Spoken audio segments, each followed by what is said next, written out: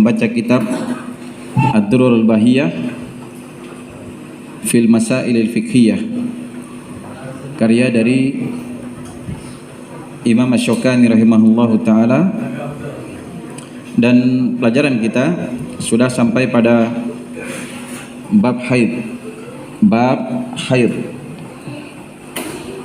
Jadi telah kita jelaskan ya, haid itu adalah as-sailan, yaitu yang mengalir. Jadi definisi dari haid itu adalah as-sailan, artinya yang mengalir. Apa yang mengalir? Kita ingatkan kembali ya pelajaran ini supaya teringat kembali. Kemudian yang mengalir itu adalah darah. Ya, darah yang mengalir dari wanita. Darah yang mengalir dari wanita. Jadi yang dimaksud dengan mengalir itu adalah darah yang mengalir dari wanita secara khusus pada waktu yang khusus. Ini haid ya. Baik, ini perlu diingatkan kembali. Dan kita telah baca juga tentang haid ini, bahwa wanita yang haid itu dia memiliki darah dengan ciri-ciri sebagai berikut. Ada berapa perbedaan antara darah haid dengan darah nifas? Bukannya dengan darah istihadhah. Nah, itu perbedaannya antara apa? Darah haid dan darah istihadhah. Itu pada 5 keadaan. Ini kita ulang dulu sebelum kita melanjutkan. Baik, kita ulang. Adapun haid secara bahasa itu as-sailan, artinya yang mengalir. Adapun secara istilah, jarayani damil mar'ah min maudhi'in makhsus fi awqatin ma'lumah, yaitu mengalirnya darah wanita di tempat yang khusus. Jadi mengalirnya itu di tempat yang khusus, yaitu di kemaluan wanita, di parjinya, bukan di hidungnya, bukan di telinganya, bukan pula pada anggota tubuh yang lainnya, tapi di tempat yang khusus. Kapan itu? Fi awqatin maklumah, pada waktu-waktu yang telah dimaklumi, pada waktu yang telah diketahui, yaitu yang terjadi biasa rutin para wanita itu setiap bulan terjadi apa? Haid. Dan itu Allah berfirman di dalam Al-Quran dalil tentang wanita yang haid ini, wa yas'alunaka 'anil mahid qul huwa adha fa'tazilun nisa fil mahid la taqrabuhunna hatta yathurna, dalam surat Al-Baqarah ayat 222. Mereka bertanya kepadamu tentang haid, katakanlah dia adalah gangguan. Jadi haid itu adalah apa? Gangguan. Ini menunjukkan bahwa haid itu dikatakan gangguan, menunjukkan jelas dia. Fa'tazilun nisa fil mahid, maka jauhilah wanita itu pada masa haidnya. Apa itu artinya jauhi wanita ketika haid? Artinya menjauhi wanita dari berbuat jima dengan wanita, itu dengan istri kita ya. Wala taqrabuhunna hatta yathurna, dan janganlah kamu menggaulinya atau mendekatinya sampai dia suci. Dan sampai dia suci ini artinya sampai wanita itu suci, kemudian dia mandi dari haidnya, baru boleh digauli. Kemudian darah di dalam apa yang keluar dari wanita itu ada 4. Yang pertama darah apa? Darah keperawanan. Yang kedua darah haid. Kemudian yang ketiga darah istihadhah. Dan yang keempat darah rusak. Kalau darah nifas itu sama dengan haid. Kan itu tidak dihitung dia. Dia dihitungnya di mana? Di haid. Jadi haid dan nifas itu jadi satu. Kemudian darah istihadhah, kemudian darah apa lagi? Darah rusak. Kemudian perbedaan antara darah istihadhah dan darah haid itu pada 5 perkara. Yang pertama itu pada dari sisi warnanya, atau dari sisi apa dulu? Dari tempat keluarnya dia. Dari tempat keluarnya. Itu yang pertama. Kalau darah haid itu keluarnya dari rahim. Sedangkan darah istihadhah itu dari urat yang luka atau yang pecah. Jelas ya? Jadi kalau darah haid itu dari rahim, itu rahim ada darah di situ yang menggumpal. Kalau dia tidak menjadi anak, maka dia akan keluar setiap bulan. Kalau dia menjadi anak, maka dia tidak akan haid. Ya walaupun kadang wanita yang hamil itu terjadi juga haid padanya. Itu kadang ya. Kemudian kalau darah istihadah itu keluar dari urat yang pecah atau dari urat yang luka. Kemudian yang kedua, dari sisi warnanya. Kalau darah haid itu warnanya hitam, dan darah istihadah warnanya merah. Ya warna darah biasa ya. Kalau kita seperti luka teriris keluar darah seperti itu darah istihadah. Kemudian yang ketiga, dari sisi baunya. Kalau darah haid itu baunya busuk atau tidak enak. Sedangkan darah istihadah itu baunya sama dengan bau darah biasa. Sama dengan bau darah biasa. Kalau kemudian yang ke berapa? Kelima ya, dari sisi kekentalannya. Kalau darah haid itu ketika dia keluar itu tidak mengental. Karena kan awalnya dalam perut itu dia kental, kemudian setelah keluar dia kemudian tidak kental lagi. Adapun darah istihadah awal dia keluar itu dalam keadaan tidak kental. Setelah keluar baru dia mengental. Seperti kita luka itu kan mengalir darahnya, setelah mengalir apa? Kental. Jadi seperti kita kalau dibekam itu, diiriskan di kulitnya, disedot. Nah, keluar dia mengalir, setelah itu kental. Nah, itu darah biasa, darah istihadah. Nah, ini 5 dari perbedaan antara darah istihadah dengan darah haid. Apa tujuannya kita mengetahui perbedaan ini? Supaya kita mengetahui kalau ada yang keluar dari wanita itu, darah yang keluar dari kemaluannya bukan di masa haid, tiba-tiba keluar darah. Dia lihat kalau darah itu warnanya merah seperti darah biasa, baunya juga bau darah, dan dia juga tipis, itu tidak kental, maka yang seperti ini apa? Dia tidak tebal, maka dia dihitung sebagai darah biasa, itu darah istihadah. Atau saya ulang tadi, ada namanya dari sisi ketebalannya. Kalau darah haid itu tebal, kalau darah istihadah itu tipis. Jadi saya ulang ya. Yang pertama dari tempat keluarnya. Darah haid keluar dari mana? Rahim. Kalau darah istihadah dari urat yang pecah. Nah, itu satu ya. Kemudian yang kedua, dari sisi warnanya. Darah haid warnanya hitam, darah istihadah warnanya merah. Kemudian yang ketiga, dari sisi ketebalannya. Darah haid itu tebal, sedangkan darah istihadah itu tipis. Tahu dibedakan tebal dengan tipis? Kalau dipegang begini terasa ya kayak tebal dia. Kalau itu darah tipis, melesit saja ya. Itu tipis namanya. Kemudian dari sisi baunya, darah haid itu baunya busuk, dan darah istihadah baunya bau darah biasa. Kemudian yang kelima, darah haid itu keluarnya tidak mengental, sebab asalnya dia kental di dalam rahim. Setelah keluar itu tidak kental lagi. Tapi kalau darah istihadah, dia keluarnya mengalir kemudian mengental. Itu perbedaan ya. Nah, ini kita membedakan, karena kalau wanita itu haid, dia tidak sholat, tidak puasa, dan tidak boleh dia berhubungan suami istri, tidak boleh berjima. Tapi kalau dia keluar darah istihadah, tetap dia puasa, tetap dia sholat, dan tetap dia boleh berhubungan suami istri walaupun darah keluar. Paham? Karena darah itu tidak najis. Kemudian perbedaannya juga perlu diketahui, kalau darah haid itu najis, kalau darah istihadah itu tidak najis. Paham ya? Tidak najis.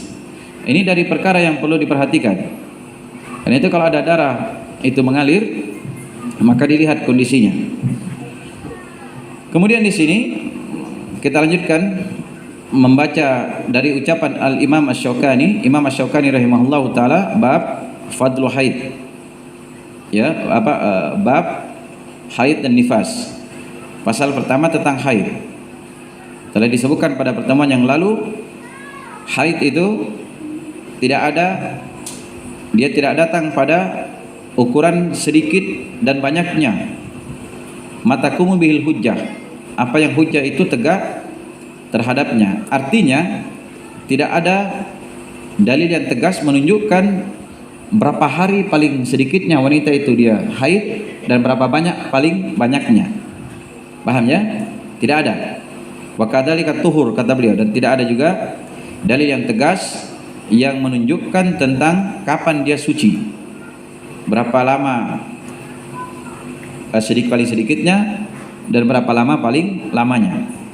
Itu tidak ada ukuran tetap, tidak ada ukuran tetap bagi wanita.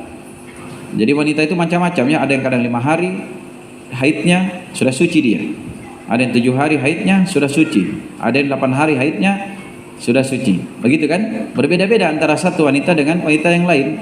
Karena itu tidak ada ukuran tetap yang hujjah itu tegak padanya menunjukkan sedikit dan banyaknya waktu haid tersebut. Jelas ya? Kemudian kata dia fadatul adati al-mutaqarrirah ta'malu 'alaiha. Dan adat, wanita yang memiliki adat yang berulang itu yang diamalkan di atasnya. Apa artinya ini? Wanita yang memiliki adat di dalam haidnya, adat itu artinya kebiasaan dia yang berulang.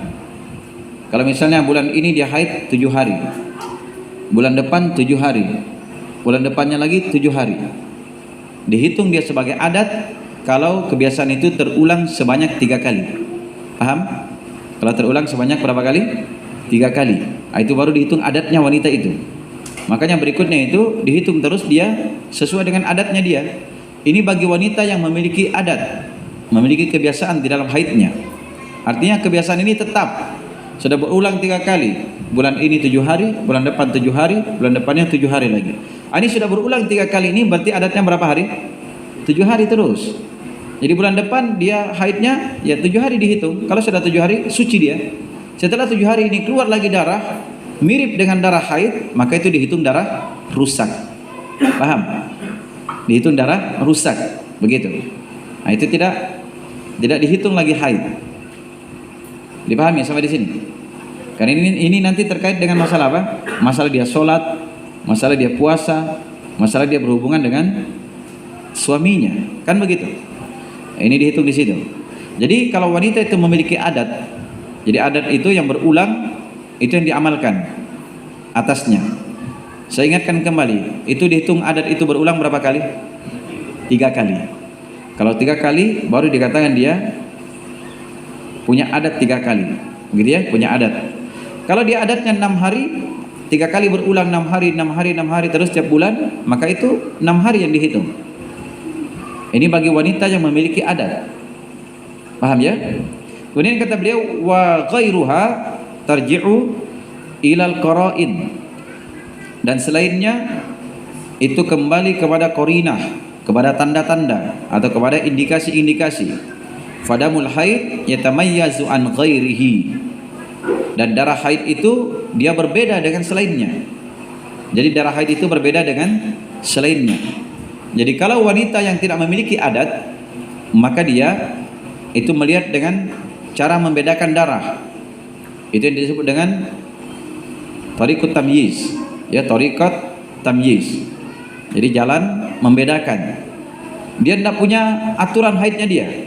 Kadang bulan ini 3 hari, kadang bulan depan 6 hari, kadang bulan ini 5 hari, begitu ya. Ada wanita memang tidak teratur haidnya dia. Kadang 3 bulan baru haid lagi. Sekali haid 15 hari. Begitu dia. Ada juga tiba-tiba dia 5 bulan tidak haid. Sekali haid lama, setengah bulan haidnya. Kalang kabut suaminya, begitu ya. Gitu. Maka yang seperti ini dia tidak ada adatnya dia. Kalau wanita yang tidak punya adat, maka dia menempuh jalan apa? Tamyiz. Dia membedakan jenis darah tadi. Kalau tiba-tiba keluar darah, ini haid atau bukan ini? Kan dia tidak jelas haidnya dia, tidak tentu. Maka bagaimana caranya? Dia ukur, lihat tadi, kalau yang nampak keluar tadi darah haid dengan ciri yang telah kita sebutkan tadi, maka dihitung dia haid. Tapi ternyata kalau keluar itu darah dari kemaluan wanita ini ternyata seperti darah biasa, maka itu dihitung darah istihadah. Begitu ya. Dari darah istihadah itu kadang keluar dia bertahun-tahun, keluar terus, mengalir terus, nggak berhenti-berhenti. Nah, itu darah istihadah. Beda ya. Jadi ini cara yang kedua. Kalau wanita yang tidak memiliki adat, maka bagaimana menentukan darah haid atau bukan? Dengan cara tamyiz, membedakan bentuk atau jenis darah yang keluar. Kemudian yang kata beliau, fatakunu haidon idza ra'at damal haid wa mustahadah idza ra'at ghairahu. Maka jadilah itu darah itu sebagai apa? Maka jadilah dia wanita yang haid jika dia melihat darah haid. Jadi kalau darah yang keluar tadi dia lihat ini darah haid, ciri-cirinya darah haid ini, oh berarti dia dihitung haid. Kalau yang keluar itu dengan ciri-ciri bukan darah haid, dengan ciri darah istihadah, maka dia dihitung sebagai wanita yang istihadah. Paham? Jadi kalau dia keluar darah itu dihitung, dia lihat seperti darahnya warnanya merah, baunya bau darah. Begitu ya. Keluarnya juga encer, kemudian setelah itu mengental, berarti itu dihitung darah apa? Darah istihadah. Kemudian dia pegang begini juga tipis, begitu rasanya, tipis. Maka itu darah istihadah. Itu yang keluar dari urat yang pecah. Tapi kalau ada yang keluar itu darah hitam warnanya, busuk baunya, tebal dia, kemudian ketika dia keluar itu mencair, maka itu darah apa? Darah haid. Begitu ya? Nah, ini dilihat di sini. Jadi kalau wanita itu dia punya adat, gampang dia lihat saja adatnya. Karena itu dua jalan ini, antara tamyiz itu membedakan darah tadi dengan adat, maka yang didahulukan itu adatnya wanita. Kalau wanita yang sudah punya kebiasaan dia setiap bulan haidnya 7 hari, maka dia hitung 7 hari selesai. Begitu ya. Kecuali kalau nanti ke depannya adatnya berubah. Karena itu ada wanita juga biasanya berubah adatnya dia. Jadi kalau kebiasaan seperti itu berulang, apalagi sampai 5 kali berulang 7 hari, maka itu adatnya 7 hari. Kalau ternyata nanti setelah 7 hari dia suci dengan melihat tanda suci pada dirinya, jelas ya, maka keluar lagi darah setelahnya. Kalau bentuknya hitam, maka itu dianggap darah rusak. Paham? Kalau keluar lagi setelah itu darahnya warna merah, berarti darah istihadah. Itu wanita yang biasanya kerja berat mengangkat sesuatu, tiba-tiba keluar darah, nah itu darah istihadah itu. Dipahami ya? Nah, ini harus jeli melihat ini supaya dia tidak menelantarkan sholatnya. Jangan nanti alasan tidak sembahyang kita. Tidak, haid ke saya. Masa haid terus tiap waktu? Begitu ya? Haid terus tiap waktu. Tapi tadi subuh mandi basah. Nah itu lain. Nah kan lain. Mandi basah itu sama suaminya berarti menunjukkan tidak haid. Kenapa kalau dibilang ke sholat haid alasannya? Nah itu biasanya alasan anak-anak sekolah itu ya. Biasanya di sekolah itu kalau ayo sholat, naik bendera katanya. Begitu alasan dulu, zaman dulu. Nggak tahu zaman sekarang apa alasannya lagi wanita-wanita sekarang. Nah itu orang yang malas sholat itu cari alasan. Ya sampai ada lagu namanya 1000 alasan. Gitu. Jadi begitu ya. Yang pertama tadi dengan cara apa? Adatnya wanita. Kemudian yang kedua, dia membedakan darah. Kemudian kata beliau wahiyya katoharoh. Maka istihadah itu seperti orang yang suci, seperti wanita yang suci. Karena memang darah itu darah suci. Maka dia seperti orang yang suci ini, boleh dia berhubungan, boleh dia membaca Al-Quran, boleh dia sholat, boleh dia puasa, tetap tidak ada halangan. Paham ya? Karena itu kata beliau di sini wataksilu atharad dam wa tatawaddu'a li kulli salatin. Dia mencuci sebekas darah dan dia berwudu pada setiap kali hendak sholat. Nah ini dia mencuci bekas darah. Kalau misalnya dia istihadah tadi, darah itu dia cuci, kemudian setelah itu dia sumbat, setelah itu dia berwudu, kemudian dia sholat. Jelas ya? Kemudian dia sholat, walaupun tetap keluar darah, tidak apa-apa, dia sholat terus. Ini wanita yang istihadah tadi. Dan satu kali dia berwudu, boleh dia untuk sholat berapa kali? Dia sholat duhur, kemudian dia sholat sunat, dia baca Al-Quran, boleh. Adapun sini tambahan wa tatawaddu li kulli sholatin, dan dia berwudu pada setiap sholat. Ini hadisnya mudraj. Mudraj itu artinya bukan dari Nabi Sallallahu Alaihi Wasallam, hanya ini dari apa namanya, inisiatif sendiri dari wanita yang mengalami istihadah ketika itu. Makanya hadis yang dihitung oleh para ulama hadis yang mudraj. Jelas ya? Hadis apa? Mudraj. Hadis mudraj itu kisah Fatimah bintu Abi Hubaysh. Fatimah bintu Abi Hubaysh ini dia keluar terus darah dari dirinya. Setelah itu apa? Dia pun datang kepada Nabi SAW. Jadi disebutkan di hadis diriwayatkan oleh Imam Abu Dawud dan juga Imam An-Nasai. Ya, hadisnya hadis yang sahih ya hadisnya. Jadi dari Fatimah binti Abi Hubaysh annaha kanat tustahadu. Dia ditimpa istihadah. Faqala laha Nabi sallallahu alaihi wasallam. Maka Nabi sallallahu alaihi wasallam berkata kepada dia. Jelas ya? Jadi Nabi berkata kepada Fatimah bintu Abi Hubaysh, "Idza kana damul haid fa innahu damun aswad yu'rafu." Apabila itu adalah darah haid kata Nabi, maka darah haid itu warnanya hitam. Yu'rafu, dikenal. Jadi wanita itu kenal kalau ini darah haid, dikenal darahnya. Fa idza kana dzalika fa amsiki anis shalah. Maka jika itu adalah darah haid kata Nabi, maka hendaklah engkau menahan dari salat. Jelas ya? Maka hendaklah engkau menahan dari salat. Fa idza kana al-akhar fatawaddai wa sholli. Dan apabila dia bukan dari darah haid, maka hendaknya apa? Hendaknya kamu berwudu dan kamu sholat. Begitu ya. Jadi hanya dia cukup berwudu, kemudian dia sholat. Nah itu saja. Adapun dikatakan dia berwudu pada setiap kali hendak sholat, maka ini itu tadi ya hadisnya mudraj. Hadisnya mudraj. Jadi dia lihat, yang penting dia pertama itu dia cuci dulu bekas darah. Setelah dia cuci, maka dia apa? Maka dia berwudu. Setelah dia berwudu dia sholat. Begitu, tetap dia sholat. Nah, itu kalau darah istihadah. Kemudian kata Imam Syaukani di sini, wal haidu la tusalli wa la tasum. Dan wanita yang haid itu dia tidak sholat dan tidak puasa.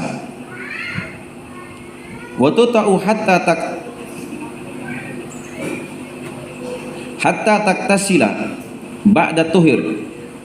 Dan dia tidak digauli sampai dia mandi setelah dia suci. Jadi wanita yang haid itu dia tidak sholat dan tidak puasa. Jelas ya? Tidak sholat dan tidak puasa. Perhatikan ini, nanti kita baca hadisnya. Kemudian tidak boleh digauli sampai dia mandi setelah dia suci. Jadi kalau wanita itu suci, dia suci, nah itu tidak boleh langsung digauli oleh suaminya sampai dia mandi. Sampai dia mandi. Sekarang bagaimana menentukan wanita itu suci dari haidnya? Yang pertama, keluar cairan bening seperti warna kapur, seperti kapur ya. Tahu kapur? Warna putih itu. Dia keluar cairan bening putih seperti kapur. Karena itu ketika Imam Malik rahimahullah taala bertanya kepada para wanita, kata itu sesuatu yang sangat dikenal di kalangan wanita. Warna putih itu. Nah, kalau dia tidak keluar warna putih itu, maka dia ambil kapas, dia taruh di situ. Kalau sudah kering dan kering, itu tanda dia akan sudah suci. Paham ya? Tanda dia akan suci. Begitu. Jadi kalau sudah suci ini wanita, tidak boleh dia gauli kecuali setelah dia mandi. Makanya kapan dia suci, cepat mandi supaya cepat proses. Ya? Karena kadang orang menunggu lama. Suaminya safar, pergi di perjalanan panjang. Sebulan sudah. Pas dia pulang, datang haidnya istrinya. Ya gitu ya. Datang haidnya istrinya, pas suci, istrinya tidak mau mandi lagi. Gimana caranya ini? Suruh mandi. Jelas ya, suruh mandi. Karena itu wanita kalau dia sudah suci, segera dia mandi. Karena itu terkait dengan apa? Dengan hak suami, dan yang kedua terkait dengan hak Allah. Dia harus melakukan sholat. Kalau dia suci misalnya jam 1 pagi, jam 1 siang, harus segera mandi atau tidak? Harus segera dia mandi ya, karena dia masih ada waktu sholat duhur. Dia harus sholat duhur di situ. Bagaimana kalau dia sucinya jam 5? Harus segera mandi atau tidak? Harus segera dia mandi, karena di situ dia melakukan sholat duhur dan melakukan sholat asar. Karena itu kalau di waktu ini dia suci, dia bisa lakukan 2 sholat, duhur dan asar, maka dia lakukan dua sholat ini. Tapi ternyata kalau dia misalnya hanya bisa melakukan 1 sholat, cukup dia lakukan sholat asar saja. Paham ya? Itu hukumnya. Sama kalau wanita yang dia suci malam hari, jam-jam 9 dia suci, segera dia mandi, dia sholat maghrib, dia sholat isya. Itu digabung 2, karena 2 sholat ini itu bisa digabung pada 1 waktu, begitu ya, bisa bergabung pada 1 waktu.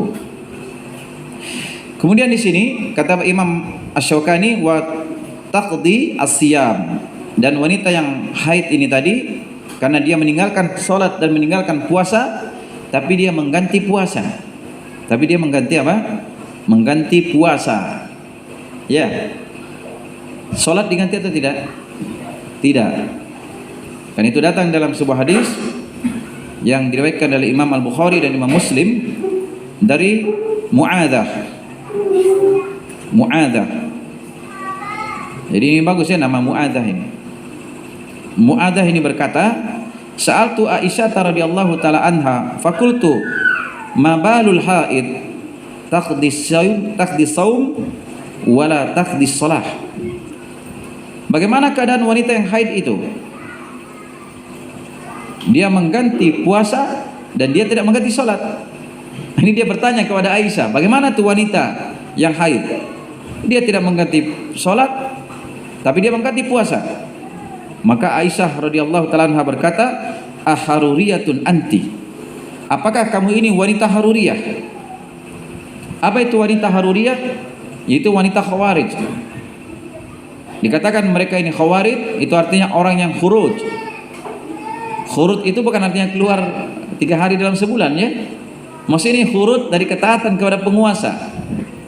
Jadi dia berlepas diri dari ketaatan kepada penguasa, itu dikatakan khawarij. Mereka mengkafirkan penguasa. Mereka kafirkan presiden sampai ke bawah. Nah itu. Mereka menghalalkan darahnya. Nah, ini keyakinan mereka ini seperti itu. Wanita yang haid itu tetap mengganti sholat. Nah, dikatakan mereka haruriyah karena mereka tinggal di sungai, dekat sungai yang disebut dengan Harura, ya daerah itu. Maka dikatakan haruri mereka ya. Kalau wanitanya dikatakan haruriyah. Makanya Aisyah radhiyallahu taala anha ketika wanita ini bertanya, Mu'adzah ini, langsung Aisyah tembak dia, kamu ini wanita haruriyah? Gitu ya. Lihat, Aisyah langsung marah kepada dia. Aharuriyatun anti? Apakah kamu ini wanita haruriyah? Katanya, qalas lastu biharuriyah.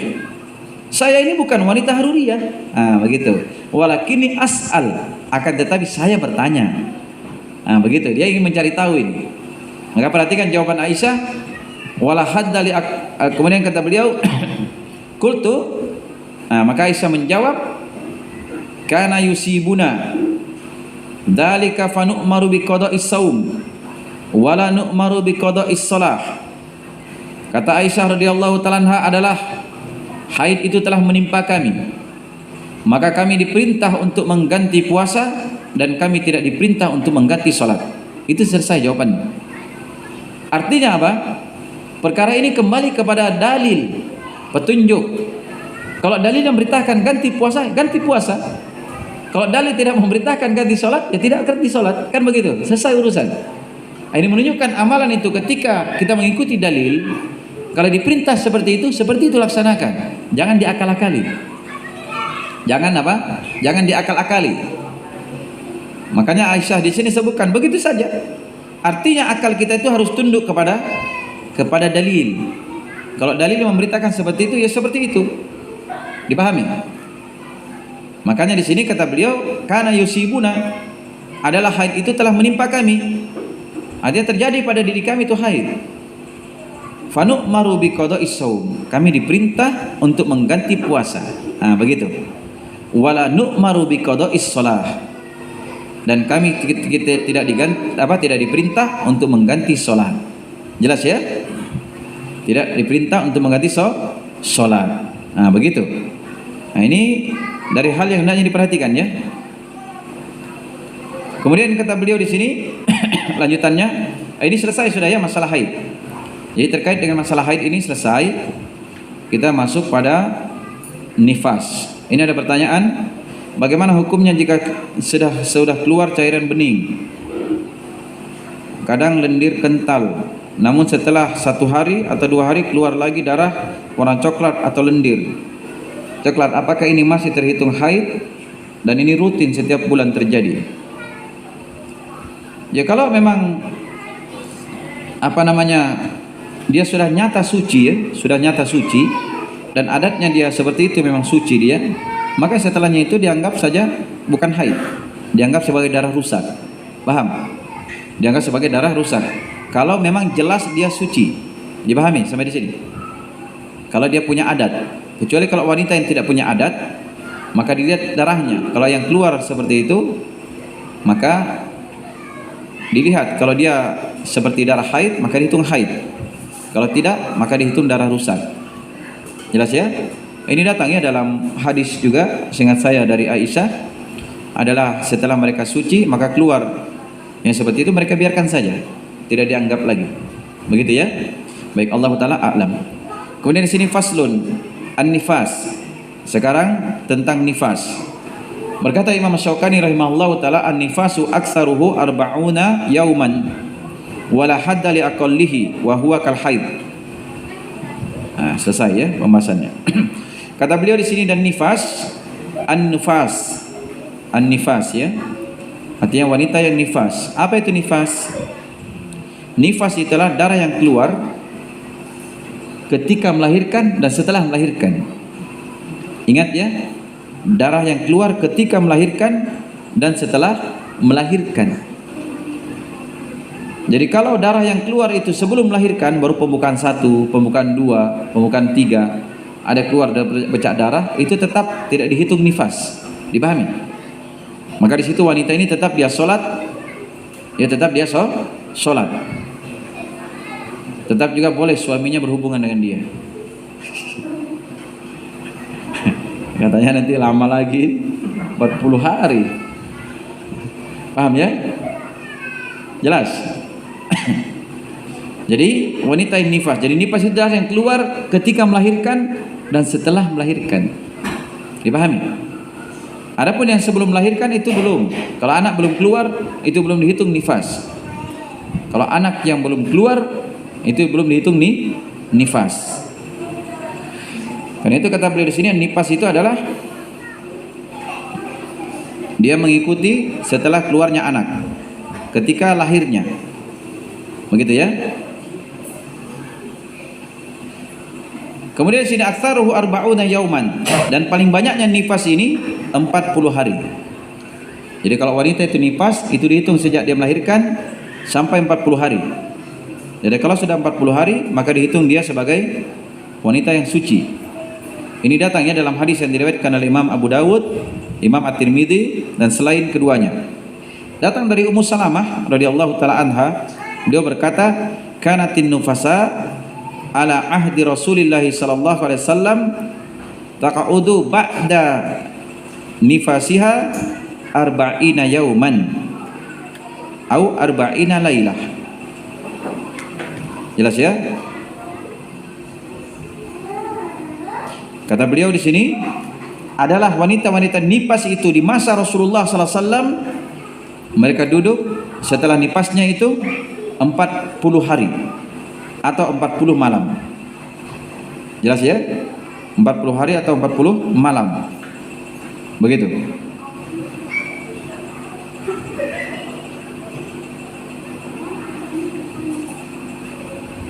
Jadi di sini hadisnya dihitung hadis yang hasan. Jadi hadis yang hasan.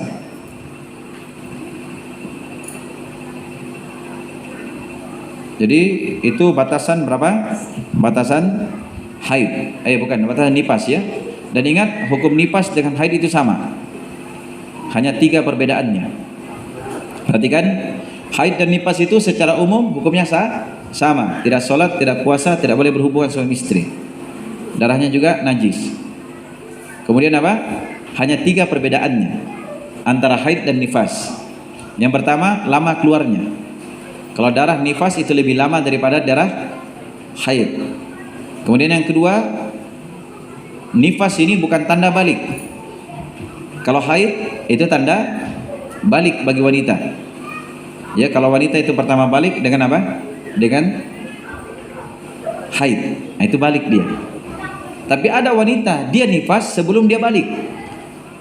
Paham? Kalau dia menikah muda, umur 11 tahun misalnya, atau 10 tahun, itu dia belum balik ya. Belum balik itu. Kadang wanita itu dia balik umur 15 baru dia balik. Itu paling apa? Kalau sempurna umur 15 itu balik walaupun dia belum haid. Nah, ini perbedaan ini ya, perlu diketahui. Jadi perbedaannya seperti itu. Perbedaannya seperti itu. Dipahami sampai di sini?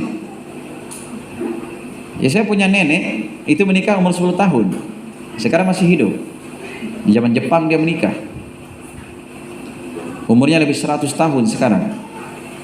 Dia cerita sama saya, bilang, saya dulu menikah ini umur 10 tahun. Ya, ini istri dari saudaranya kakek saya. Saya ketemu dia cerita. Itu katanya mbahmu dulu itu, artinya nenek saya, bapaknya mama saya ini, saya pelihara dia waktu itu. Karena saya menikah itu katanya dengan mbahmu ini, saudaranya kakak dari nenek saya itu, nenek laki saya ya. Kalau orang Sulawesi bilang nenek semua ya, nenek laki, nenek perempuan. Itu katanya umur 10 tahun. Jadi ketika saya berumur 13 tahun, saya punya anak pertama. Umur 10 tahun orang dulu menikah. Kalau kita zaman sekarang, wah ini ketawakan orang sekampung. Ya gitu ya, diketawakan sekampung, menikahkan anak di bawah umur katanya. Ya Aisyah nikah umur berapa? 6 tahun. Bersama Nabi hidup umur 9 tahun. Jadi itu tidak ada ya hukum apa namanya, batasan umur menikah itu di bawah umur atau di atas umur. Sampai-sampai ada lagunya pernikahan dini. Katanya tidak dilarang tapi belum masanya dia merasakan. Apa hubungannya begitu? Ya orang sekarang dilarang nikah tapi merasakan di luar nikah. Ini sudah hamil anaknya pusing cari siapa yang kerja ini. Begitu. Akhirnya awalnya uang pernaiknya 50 juta. Ya yang penting ada mau berasmu sedikit. Enggak apa-apa je, yang penting jadi. Itu dipaksa itu Pak Imam menikahkan apa? Pak Kua ya. Pak Kua. Karena ada dulu Pak Kua itu teman, dia jadi Kua itu dia bilang, itu sering dia dipaksa itu, oh dinikahkan Pak Kua, gimana anakku nih? Daripada malu kak saya. Kenapa kamu malu begini waktu anakmu dibonceng, dipeluk orang, dicium orang, bangga kamu? Enggak malu. Setelah kejadian itu baru malu. Jelas ya? Itu baru malu. Harusnya malu dari awal. Begitu, malu dari awal. Ya pernah itu ada apa namanya? Ada anak laki-laki dan perempuan ini ketahuan pacaran dia. Ketahuan pacaran. Setelah disampaikan kepada ibunya, dilaporkan sama gurunya kepada ibunya, Bu bilang, ini anak tak pacaran ini. Tapi itu pacarnya bagus sih, katanya toh. Itu. Akhirnya apa? Justru ini ibunya najamu terus itu pacarnya, dibawakan makanan, dikasih kue, dikasih apa. Ayo, gimana caranya kalau begitu? Tambah senang itu laki-laki. Kucing itu, ya, ikan yang ditutup saya cari. Apalagi kalau sering buka diantarkan di depannya dia, nalahap itu, nalahap, begitu ya. Coba itu kucing kita simpan, malam-malam, panjat itu jendela, panjat itu apa juga, di kusen itu apa, depannya itu, ventilasi angin itu ya. Makanya kalau ada laki-laki yang manjat jendelanya orang itu kucing namanya, kucing garong ya, itu dia kucing garong. Sampai dibuatkan juga lagu namanya kucing garong, woi. Itu mancing-mancing semua itu. Begitu ya? Jelas sampai di sini. Jadi wanita itu walaupun dia sudah melahirkan tapi dia belum haid, berarti dia belum balik. Dipahami? Menikah itu bukan ukuran balik, karena balik itu ukurannya apa? 3. Yang pertama, kalau laki-laki mimpi basah, kalau perempuan haid. Kemudian yang kedua, kalau sudah tumbuh rambut di kemaluan. Yang sampai bilang, woi saya ini belum haid ini, tapi gondrong sudah. Katanya belum balik saya, berarti nak sholat tidak apa-apa. Tidak begitu ya. Kemudian yang ketiga, kalau dia sudah genap berumur 15 tahun. Tapi 15 tahun ini diukur dengan tahun apa? Tahun Hijriyah, bukan tahun Masehi. Karena tahun Masehi itu lebih panjang dia masanya. Tahun Hijriyah itu lebih pendek masanya. Begitu ya. Nah, ini tanda haid apa? Tanda balik. Begitu. Jelas sampai di sini. Karena itu kata Imam Syaukani di sini wala hada li aqallihi, dan tidak ada ukuran sedikitnya masa dia suci dari haid apa dari nifas. Jadi kalau kurang itu tidak ada ukuran tetap. Karena wanita itu berbeda-beda. Kalau ada juga wanita yang sering sudah melahirkan, itu lebih cepat dia suci. Kadang dia 10 hari sudah suci dia. Begitu ya. Tapi kalau wanita yang baru-baru melahirkan biasanya lebih panjang masa apanya? Masa nifasnya. Demikian juga wanita yang subur, biasanya masa nifasnya itu panjang. Tapi kalau wanita yang apa namanya sudah tua, itu biasanya masa nifasnya itu cepat selesai. Cepat selesai. Begitu ya. Itu macam-macam. Tapi dilihat juga di sini, kalau misalnya wanita ini ketika dia haid apa nifas ya, suci dia dari nifasnya, kemudian datang masa haidnya dia, maka dihitung lagi haid setelahnya. Paham sampai di sini? Karena misalnya dia dari 40 hari suci ya, tapi di situ lagi keluar darah dan masuk pada masa haid, maka di situ dihitung dia haid lagi. Nah, itu dia dilihat kondisi darahnya. Kemudian kata beliau, wahwa kal haid, maka dia itu bagaikan wanita yang haid. Baik, ini yang kedua tadi ya. Yang pertama apa? Lama keluarnya berbeda. Kemudian yang kedua, ini bukan tanda balik. Yang ketiga, ini bukan ukuran iddah. Bukan ukuran iddah. Apa itu iddah? Itu masa menahan sebelum dia menikah lagi, kalau dia pernah menikah. Kalau wanita yang sudah janda, itu karena dia dicerai suaminya atau karena meninggal suaminya, maka tidak boleh dia menikah kecuali dia punya iddah. Paham ya? Berapa iddahnya? Salah satu quru. Artinya 3 kali suci. 3 kali suci ini apakah masanya panjang atau masanya pendek? Artinya wanita ini ketika dia dicerai, haid dia. Setelah dia haid, suci. Nah, ini berarti artinya satu quru. Misalnya pendek, misalnya ketika dicerai oleh suaminya, maka haid dia. Setelah dia haid, suci dia, berarti sudah satu kali quru namanya. Paham ya? Kemudian dia haid lagi, suci lagi dia, itu dihitung kedua kali. Kemudian haid lagi dia, suci lagi dia, berarti dihitung ke berapa? Ketiga kali. Ini boleh sudah menikah. Baru boleh dia menikah lagi. Paham ya? Beda dengan karena itu wanita yang haid itu tidak boleh ditalak. Wanita yang haid itu tidak boleh ditalak. Beda dengan nifas ya. Kalau nifas itu bukan ukuran iddah. Karena wanita yang hamil itu boleh dia menikah dengan melahirkan saja. Apakah masanya panjang atau masanya pendek? Anggaplah ini wanita ini dia hamil tua. Ketika dia ditolak oleh istrinya apa oleh suaminya, berarti kan diceraikan dia ya, ditalak 3 ini. Setelah dia diceraikan, maka 2 hari setelah itu dia melahirkan. Nah, setelah dia melahirkan boleh dia menikah. Dipahami? Setelah dia melahirkan boleh dia menikah. Jadi kalau wanita yang hamil itu masanya dia menahan sampai dia melahirkan. Tapi bagaimana kalau dia baru ngidam dia mual-mual, tiba-tiba dicerai oleh suaminya karena suaminya melihat, kenapa nih istriku jelek sekali ini, dulu baik sekali, setelah dia mual-mual, seperti anak-anak, mau terus dibelu, mau terus disayang, masa tidak mau terus baring, pemalas. Itu suami yang tidak paham itu. Makanya orang sebelum menikah itu belajar memang. Wanita itu kalau baru kena itu namanya kena. Artinya kena apa itu? Bertemu itu sesuatu yang menyebabkan dia awal kali hamil, ngidamnya orang bilang. Itu memang begitu, dia menggigil, demam menggigil, mau terus ditemani. Seperti anak-anak manja. Begitu dia. Ya. Nah, itu hati-hati tuh kalau punya istri seperti itu, woy. Ciri-cirinya ini. Makanya ada orang-orang yang tidak paham seperti itu langsung diceraikan istrinya. Karena dianggap jelek istrinya. Dipahami? Nah, ini perlu dipelajari ya. Jadi sebelum menikah itu belajar memang ilmunya. Supaya tidak bertindak semena-mena terhadap istri. Akhirnya anda ganti lagi istri, karena ganti lagi, hamil lagi, begitu lagi, cerai lagi, ganti lagi istri. Akhirnya apa yang terjadi? Tidak pernah kau dapat istri yang melahirkan kalau begitu. Karena memang wanita itu kalau dia baru ngidam begitu memang mau terus ditemani, menggigil, tidak mau ditinggal, macam-macam sudah.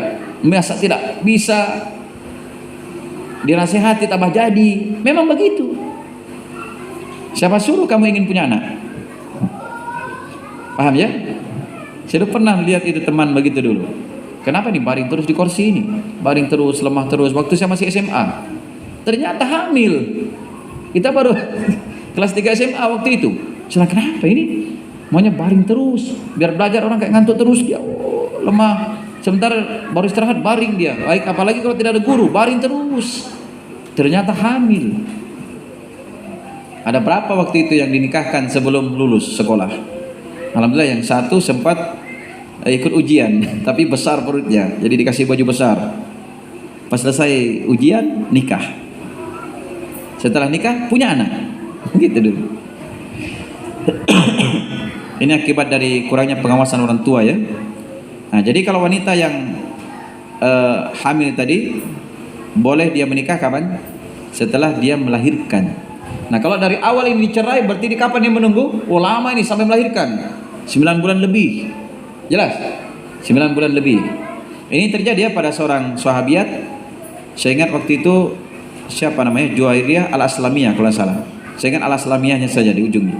Nah, itu dia waktu itu diceraikan. Artinya dia, saya lupa ya suaminya meninggal atau apa. Hanya pas dia melahirkan dinikahi oleh sahabat begitu.